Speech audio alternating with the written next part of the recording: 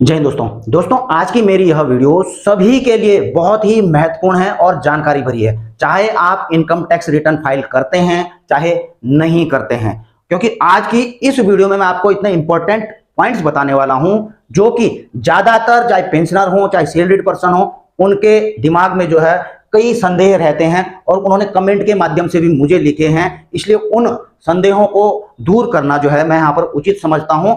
और आप यहां पर वीडियो का टॉपिक देख भी रहे होंगे कि फॉर्म 16 किसको मिलेगा, इस पर कई सवाल आए हैं मेरे पास, उसका जवाब दूंगा।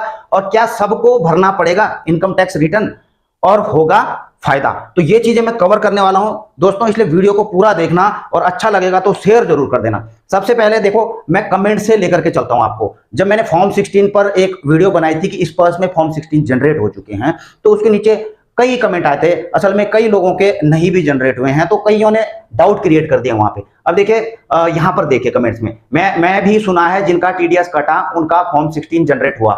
यह सच है क्या कि क्या जिनका जो है टीडीएस कटा है केवल उनका फॉर्म 16 जनरेट हुआ है?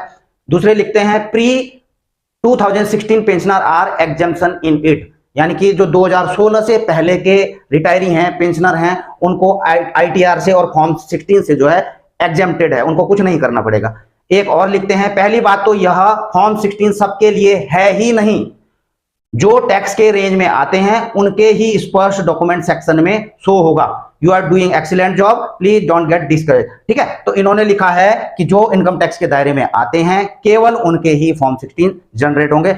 और जो है कमेंट आप नीचे ये देखिए, कंटिन्यू कमेंट हैं और ऐसे कमेंट मेरे पे कई आए हैं। गुड इवनिंग, सही बात है, मेरा भी फॉर्म 16 जनरेट नहीं हुआ है। तो ये सारे डाउट हैं, डाउट आप समझ ही गए होंगे कि जिनके जो है जो इनकम टैक्स के दायरे में नहीं आते हैं तो उनके फॉर्म 16 जनरेट नहीं होंगे। ये चीजें सारी यहां पर डिस्कस की गई हैं कमेंट्स के माध्यम से कई व्यूअर्स के द्वारा। तो इस चीज को तो मैं सबसे पहले जो है आपको क्लियर कर देना चाहता हूं। देखिए, जो फॉर्म 16 होता है वह मिलता है सैलरीड को या फिर पेंशनर को, और सैलरीड पर्सन को फॉर्म 16 कौन मुहैया कराता है? इंप्लॉयर, जहां पर वो ड्यूटी करते हैं। तो उनका इंप्लॉयर जो है अपने इंप्लॉय को फॉर्म 16 देने की उनकी जवाबदारी होती है, उनका रिस्पॉन्सिबिलिटी होता है। और उसी प्रकार से जो पेंशनर होते हैं उनको फॉर्म 16 प्रोवाइड कराना पीडीए यानी कि पेंशन डिसबर्सिंग एजेंसी की जिम्मेदारी होती है। जैसा कि आपको पता ही है कि जो बैंक से पेंशन ले रहे थे तो उनको बैंक जो है फॉर्म 16 मुहैया करवाएगा, और जो स्पर्श से ले रहे हैं उनको स्पर्श करवाएगा। तो एक चीज तो आपकी डाउट बिल्कुल क्लियर हो चुकी होगी, चाहे आपका टैक्स कटता है या नहीं कटता, आप टैक्स के दायरे में आते हैं या नहीं आते हैं, आपका फॉर्म 16 जनरेट होगा। इस चीज को आप क्लियर कर लीजिए। ऐसा नहीं है कि आपका टीडीएस नहीं कटता है या आप टैक्स के दायरे में नहीं आते हैं तो आपका फॉर्म 16 जनरेट नहीं होगा, होगा, सबका जनरेट होगा, चाहे आपका टीडीएस कटता है या नहीं कटता है। अभी किसी का हो चुका है, किसी का जो है थोड़ा आगे हो जाएगा, लेकिन होगा जरूर। इस चीज को बिल्कुल डाउट दिमाग में मत रखिए कि हमारा होगा या नहीं होगा। ठीक है, अब अगला सवाल आप देख रहे हैं यहां पर, sir as per your guidance I had downloaded the form 16 but figure are not correct. For example during first quarter amount 0 till 31 March 2023 I have drawn 4,68,000 रुपए, लेकिन जो इनका फॉर्म 16 जनरेट हुआ है उसमें जो है 2,77,928 रुपए दिखा रहा है। तो जो इनका फॉर्म 16 जनरेट हुआ है, फॉर्म 16 पार्ट ए, मैंने बताया था उसमें कि क्वार्टर वाइज दिखाता है। अब इनका जो पहला क्वार्टर है अप्रैल मई जून, ठीक है, तो अप्रैल मई जून में जो है इनको जो मिला है वो 0 दिखा रहा है। इसका भी एक बड़ा कारण है कि आपने जितनी पूरे फाइनेंशियल ईयर में जितना पेंशन लिया है या सैलरी ली है, अगर पूरा नहीं दिखा रहा है तो इसका मैं बताता हूं आपका क्या कारण है। देखिए, आप लोगों के पहले जो है बैंक में पेंशन आ रही थी, सपोज जो है आप बैंक से पेंशन ले रहे थे, आपका सितंबर, चलो जुलाई अगस्त सितंबर कभी भी आपका जो है स्पर्श में माइग्रेशन हो गया। ठीक है, तो मैंने एग्जांपल लिया है कि यहां पर सितंबर में आपका माइग्रेशन हुआ है स्पर्श में। अब देखिए, स्पर्श आपकी फॉर्म 16 कब से जनरेट करेगा? जब से कि स्पर्श आपको पेंशन दे रहा है। तो स्पर्श आपको जो है कब से देगा और बैंक कब से देगा? देखिए, जो फाइनेंशियल ईयर है 2022-23 का आपको देना है फॉर्म 16, तो बैंक से ले रहे थे पेंशन आप सितंबर तक, फिर माइग्रेट हो गए, तो अप्रैल से लेकर सितंबर तक का फॉर्म 16 देगा आपको बैंक। तो बैंक में जाइए, आपको जो है इतने महीने का, जब तक बैंक से आपको पेंशन मिल रही थी, बैंक आपको फॉर्म 16 मुहैया कराएगा। उसके बाद का जो है, जब से स्पर्श आपको दे रहा है, सपोज अक्टूबर 2022 से दे रहा है, तो मार्च 2023 तक का जो है फॉर्म 16 जो है स्पर्श के द्वारा आपको दिया जाएगा। आप समझ ही रहे होंगे। और इन चीजों को लेकर के आप मैच भी कर सकते हैं। आप जो है जब 26AS अपना डाउनलोड करोगे तो उसमें आपकी पूरी पेंशन की डिटेल आ जाती है कि कितना आपने लिया है। आप इनकम टैक्स की वेबसाइट से AIS भी अगर डाउनलोड करोगे तो वहां पर भी जो है आपको एक साल भर में आपको कितना जो है पेंशन मिला है वो भी दिखा देगा। तो इनको आप इजीली मैच कर सकते हैं। अब आपका यह डाउट भी दूर हो गया होगा। अगली बात आ रही है कि क्या हमको इनकम टैक्स भरना चाहिए या नहीं भरना चाहिए, क्या सबको भरना चाहिए?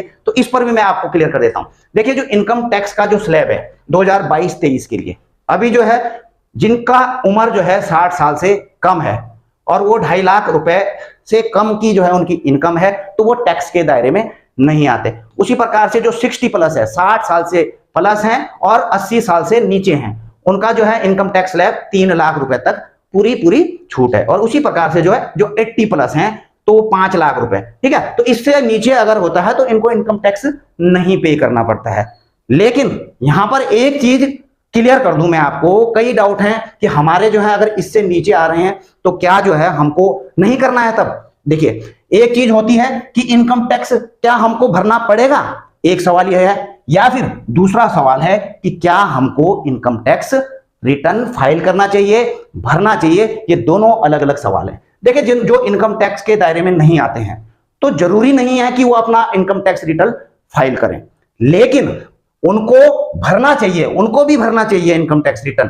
तो ये दोनों चीजें अलग अलग हो गई। ये तो ऑर्डर है कि भाई जिनको ऊपर मिलती है तो उनको भरना है, मैंडेटरी है। लेकिन दूसरी चीज भरना चाहिए, चाहे आपको इनकम टैक्स के दायरे में नहीं भी आते हैं फिर भी भरना चाहिए। क्यों भरना चाहिए मैं आपको आगे दिखाता हूं। अब देखिए, सपोज जो है आपको 2.5 लाख रुपए की पेंशन मिलती है टोटल, लेकिन आप घर में आ जाते हो, पेंशनर बन जाते हैं, ठीक है। तो आपकी कुछ अदर इनकम भी तो होगी। मैंने लगाई 1,80,000 रुपए। और अदर इनकम कौन सी होती है? सपोज आपने कोई दुकान खोल ली है, आप कोई प्राइवेट जॉब कर रहे हैं, आपने घर में किराए में जो है मकान दिया है, कोई बिजनेस कर रहे हैं आप जो है कुछ प्रॉपर्टी से आप कुछ इनकम पा रहे हैं, तो आपकी 2.5 लाख तो ये हुई जो पेंशन से आ रही है। और उसके अलावा जितना भी आप पे अदर सोर्सेज से आपको इनकम आ रही है तो वो भी तो आपकी इनकम है।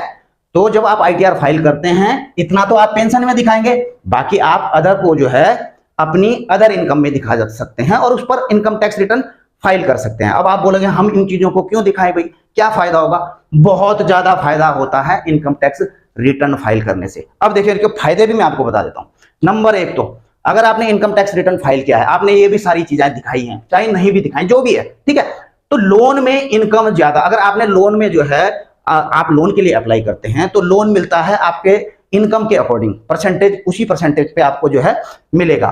तो अगर आपने ये सारी चीजें दिखाई हैं, चाहे इस पर भी भरा है, तो जब आपको लोन प्रोवाइड करेगा बैंक, तो उसी के अकॉर्डिंग, चाहे आप जो है पर्सनल लोन ले रहे हैं, कार लोन ले रहे हैं, हाउसिंग लोन ले रहे हैं, आपने जो है एक से ज्यादा लोन ले रहे हैं कि आपने हाउसिंग भी ले रखा, आपको जो है आप कार लोन भी चाहिए, तो कैसे लोगे भाई? क्योंकि आपका तो वहीं पर उतना जो है ले रखा है। लेकिन इनकम अगर आपने ज्यादा दिखाई हुई है तो आपको कार लोन भी मिल जाएगा। उसके बाद आप पर्सनल लोन के लिए भी अप्लाई करते हो तो आपको वो भी मिल जाएगा, क्योंकि आपकी इनकम दिखाई दे रही है, इनकम टैक्स रिटर्न में दिखाई दे रही है, इसलिए जो है वो क्या है आपको ज्यादा लोन देंगे। दूसरी चीज आपको इनकम टैक्स रिटर्न फाइल करने का कि वैलिड इनकम प्रूफ है।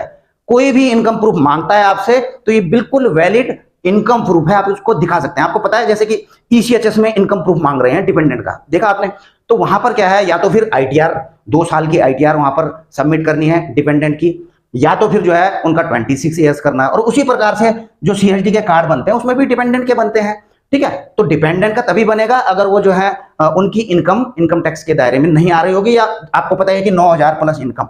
तो अगर ITR वो भी भर सकते हैं जिनकी बिल्कुल बहुत ही कम इनकम है, ठीक है, वो जो है उनका इनकम प्रूफ का काम करेगा। तो ECHS में भी आप बच्चों का भी ITR भर सकते हैं, वो जो है आप ECHS में भी लगा सकते हैं, या डिपेंडेंट कार्ड अगर उनका बनाते हैं कि CSD का कार्ड बना रहे हैं तो वहां पे उनकी इनकम की भाई इनकी इनकम नहीं है, 25 साल से ऊपर बेटी हो चुकी है और उनकी शादी नहीं हुई है, तो उनका इनकम प्रूफ लगाकर, उसी प्रकार से बेटों का भी जो है उम्र के हिसाब से ये चीज लगाकर आप उनका कार्ड भी बना सकते हैं। अब देखिए, इसके बाद और फायदे बताता हूं मैं आपको ITR फाइल करने का।